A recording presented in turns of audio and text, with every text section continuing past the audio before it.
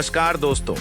बुद्ध की कहानियां भले ही आज के समय की न हो, लेकिन उनकी कहानियां मानवीय भावनाओं से जुड़ी हुई हैं। इसीलिए वे आज भी हमारा मार्गदर्शन करते हैं। यही कारण है कि बुद्ध की कहानियां अत्यंत लोकप्रिय हैं। इसीलिए आज हम आपके लिए बुद्ध की एक लोकप्रिय कहानी लेकर आए हैं। एक बार बुद्ध किसी गांव से गुजर रहे थे। उस गांव के लोग उसे पसंद नहीं करते थे।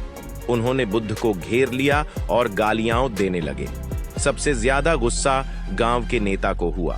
उसने उल्टे बुद्ध को गाली देना शुरू कर दिया, लेकिन बुद्ध इस सबसे बेपरवाह होकर मंद मंद मुस्कुराते रहे। सरदार बहुत देर तक बुद्ध को गालियां देता रहा, लेकिन कुछ देर बाद उसका मुंह सूखने लगा, जिससे वह चुप हो गया।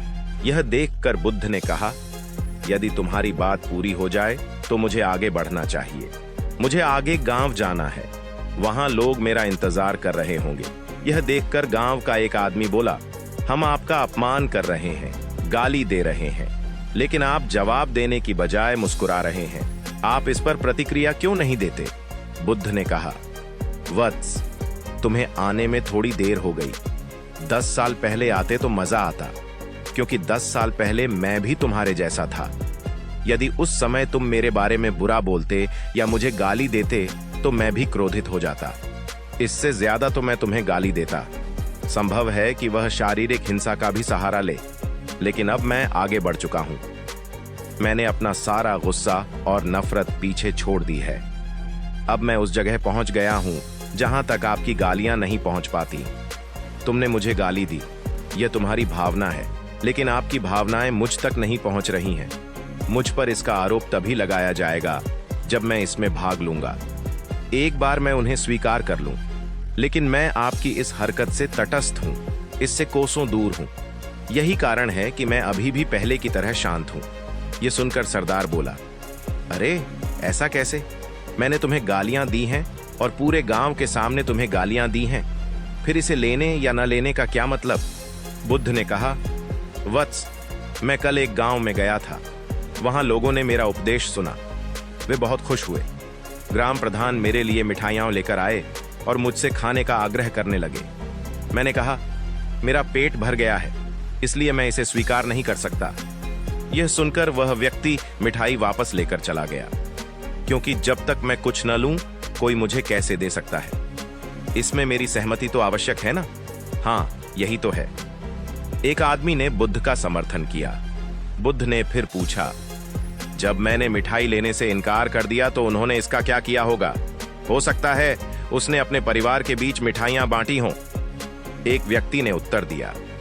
बुद्ध ने कहा, तुमने ठीक कहा। ठीक उसी मिठाई की तरह तुम मेरे लिए गालियां लेकर आए हो और चाहते हो कि मैं उन्हें स्वीकार कर लूं। लेकिन भाई, मैं उन्हें नहीं लेता। अब बताओ, तुम उनका क्या करोगे? इसका उस शख्स के पास कोई जवाब नहीं था। बुद्ध ने फिर कहा, मुझे तुम पर दया आती है वत्स। अरे मुझे तो गुस्सा तभी आएगा जब मुझे ये गालियां मिलेंगी, और जब मैं गालियां नहीं खाता तो क्रोध का प्रश्न ही नहीं उठता। सरदार ने बुद्ध की बात पर कोई प्रतिक्रिया नहीं दी। शायद वह कुछ सोच रहा था।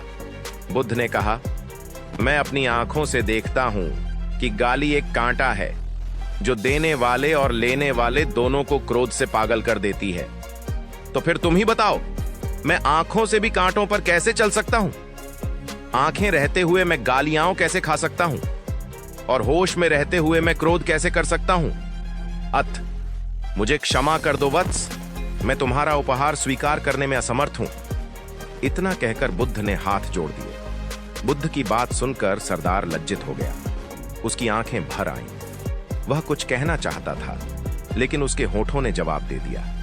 और जब उससे और सहन न हुआ तो वह बुद्ध के चरणों में गिर पड़ा। दोस्तों, हम में से ज्यादातर लोग यही सोचते हैं कि हमारे दुखों का कारण कोई और है, और जब हम इस पर विश्वास करते हैं तो हम आत्मनियंत्रण की कमी और खुद को नियंत्रित करने में असमर्थता को नजरअंदाज कर रहे हैं। वास्तव में यह हम पर निर्भर करता है कि हम दूसरों द्वारा प्रदत्त नकारात्मकता को स्वीकार करते हैं या नहीं।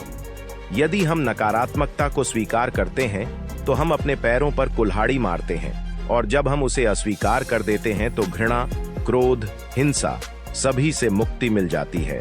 दोस्तों, हम आशा करते हैं कि आपको यह बुद्ध कहानी पसंद आई होगी। दोस्तों, हम आपसे फिर मिलेंगे ऐसे ही रोचक और उपयोगी कहानी के साथ। तब तक आप जहां भी हों, खुश रहें और खुशियां बांटते रहें।